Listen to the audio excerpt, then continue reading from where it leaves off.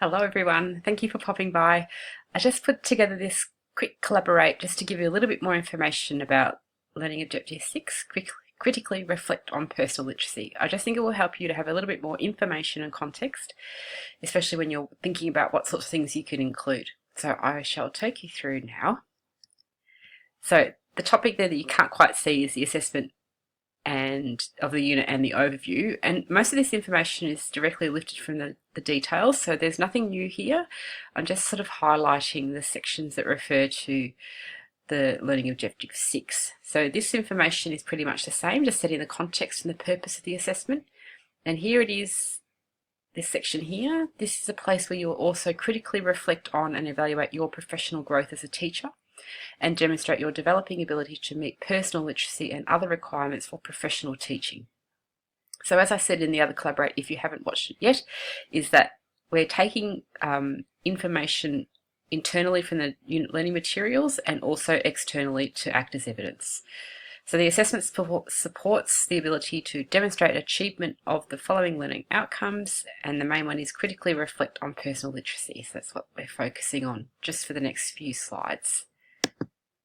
So once again, I've just sort of really made this stand out. So we're thinking about what things you can include. So to demonstrate your own personal literacy, have a think about if you've sat this test already, the ACR literacy and numeracy test, and evidence of your digital literacy, ability to use ICT, information literacy, ability to research and synthesize information, collate, curate, locate, and critically reflect on skills you may need as a teacher to continue your personal and professional development. So those things are linked to the standards. And they're up here, standards 1, 2, 3, and 6. Okay.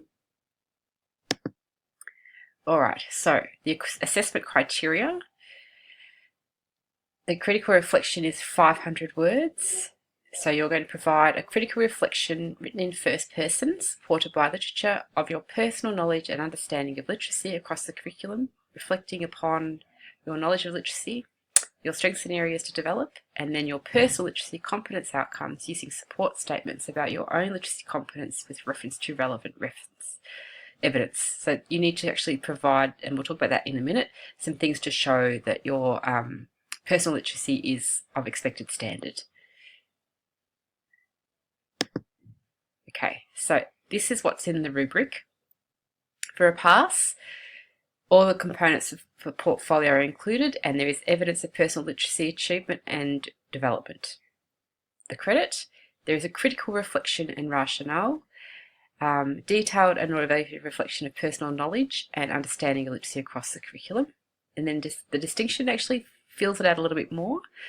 It's a comprehensive critical reflection. Clear and relevant evidence of personal literacy is incorporated into the work and discussed in a cohesive manner, demonstrating of both understanding of professional literacy requirements and developing awareness of reflective practice. So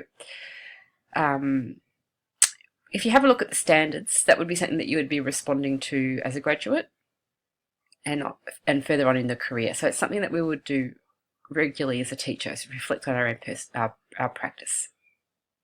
And then a high distinction, comprehensive, critical and evaluative reflection of both literacy planning and teaching and own personal literacy development has been provided.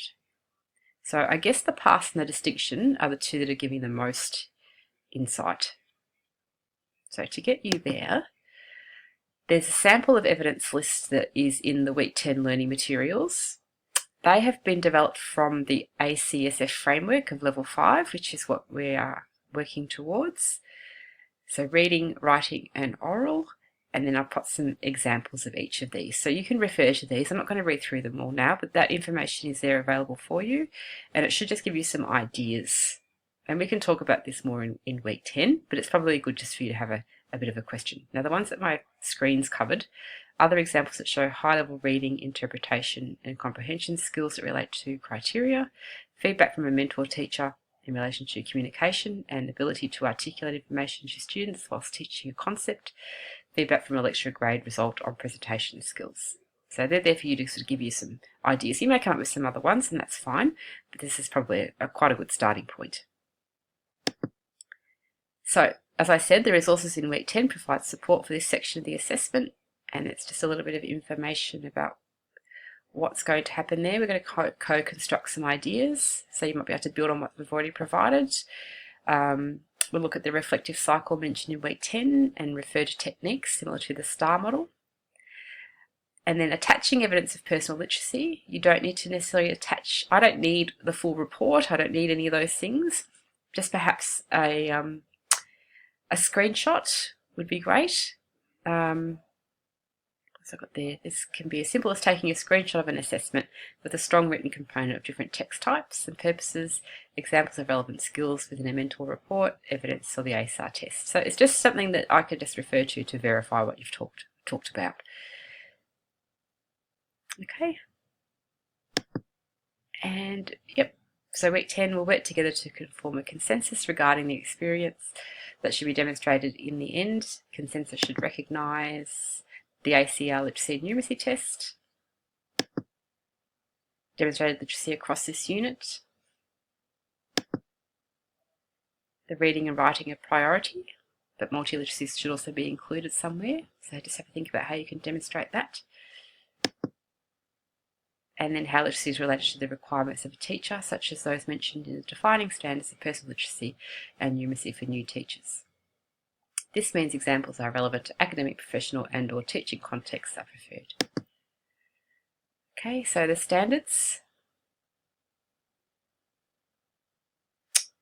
Applications of personal literacy across a range of relevant everyday and workplace contexts that are typical of the experience of teachers entering the profession, such as reading and implementing school-related policy procedure documents, and the capacity to model the application of personal literacy and numeracy in everyday work, such as confidently using Australian English to communicate with students, teachers, parents, and the broader community. Okay, so I think that covers everything. This is really here for you to refer to. Once again, like I said, week 10 is the opportunity to explore this much further, and we can also use our Collaborate session. So hopefully that kind of teases things out a little bit. And once again, just post questions on the discussion board and I'll support you through this. Thank you.